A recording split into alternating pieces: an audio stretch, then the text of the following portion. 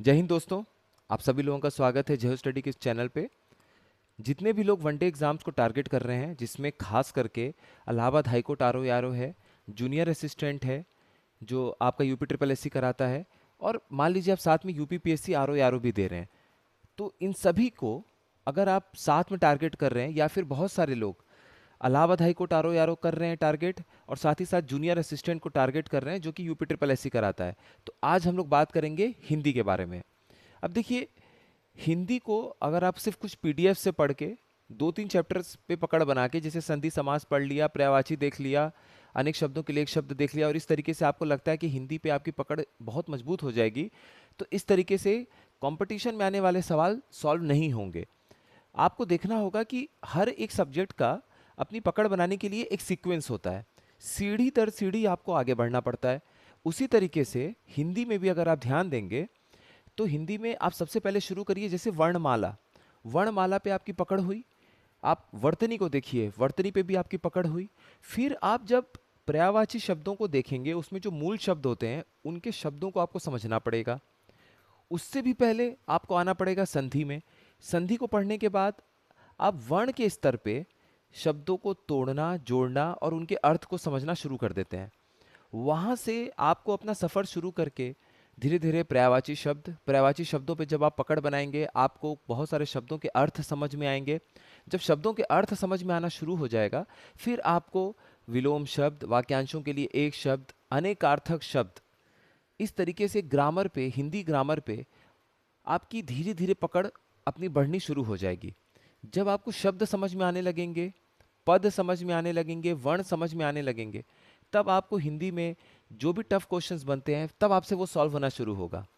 बात करते हैं अगर पैटर्न की, तो देखिए 2021 में अगर आप इधर इलाहाबाद हाईकोर्ट को समझिए, इधर आप जूनियर असिस्टेंट को समझिए। इलाहाबाद हाईकोर्ट में 2021 का जो पेपर था, उसमें इन्होंने 10 क्वेश्चन इंग्लिश के और 10 क्वेश्चन हिंदी के पूछ दिए थे। इसके पहले तक इलाहाबाद हाईकोर्ट आर ओ में हमेशा 50 नंबर का आपका पूछा गया था हिंदी, मैं सॉरी इंग्लिश, लेकिन हिंदी को 25 से 30 नंबर के हमेशा कैटेगरी में रखा गया था। तो 200 नंबर के पेपर में 25 से 30 नंबर का अगर प्रश्न किसी एक सब्जेक्ट से आता है, तो वह सब्जेक्ट बहुत मायने रखता है। 2021 का एनटीए का पैटर्न भले ही 10 प्रश्नों की तरफ ले गया हिंदी को, लेकिन इसका मतलब ये नहीं है कि अगर इस बार वैकेंसी आती है तो आपको हिंदी में सिर्फ 10 क्वेश्चन देखने को मिलेगा। आप मान के चलिए, कोई बड़ी बात नहीं है कि आपको 25, 30, 35 क्वेश्चन हिंदी के देखने को मिल सकते हैं इंग्लिश के साथ साथ। मतलब इंग्लिश 30, 35 मान लीजिए, हिंदी 25, 30 मान लीजिए। इस तरीके से बात आती है जूनियर असिस्टेंट की, तो इनका पैटर्न फिक्स है।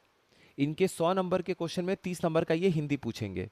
हिंदी का पेपर जब आप एनालाइज करेंगे, 2022 का जो लेटेस्ट जूनियर असिस्टेंट का एग्ज़ाम हुआ था, और 21 पीईटी से जो एग्ज़ाम हुआ था, 22 का जो है वो तो आपका 5512 पदों का पेपर अभी होना है।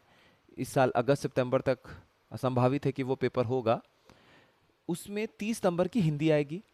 जो 2022 पीईटी से जूनियर असिस्टेंट में हिंदी पूछा गया है, उस हिंदी का स्तर वाकई बहुत अच्छा था।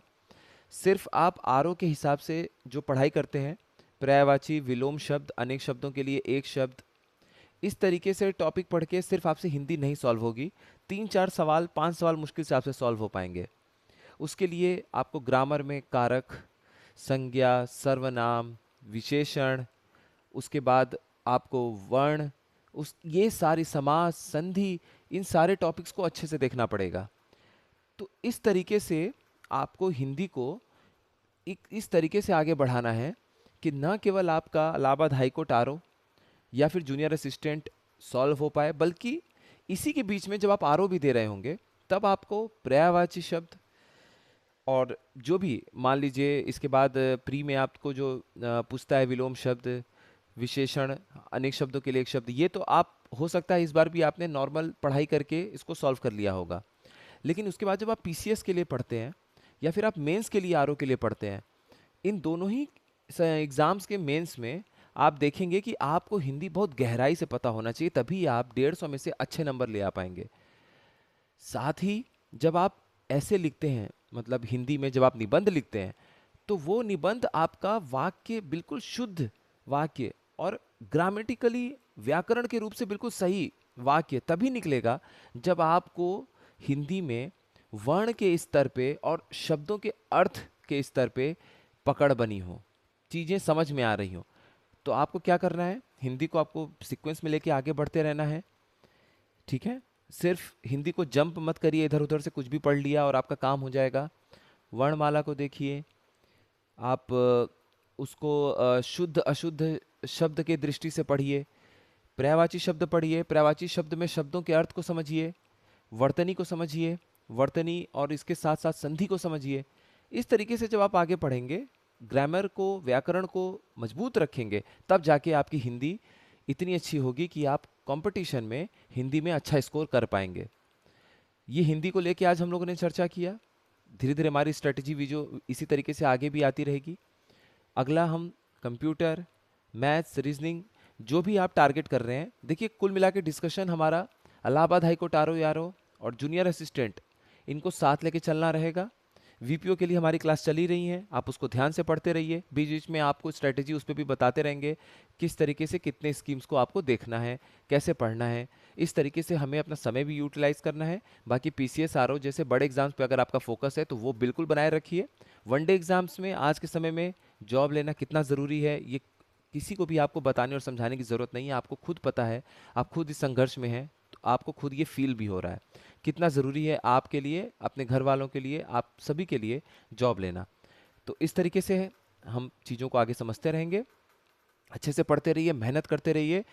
बाकी जो भी हमारे बैचेस हैं या फिर आप हमारे साथ यूट्यूब पे भी जुड़े हुए हैं, तो समय समय पे हम चीज़ों को लेके आगे बढ़ते रहेंगे।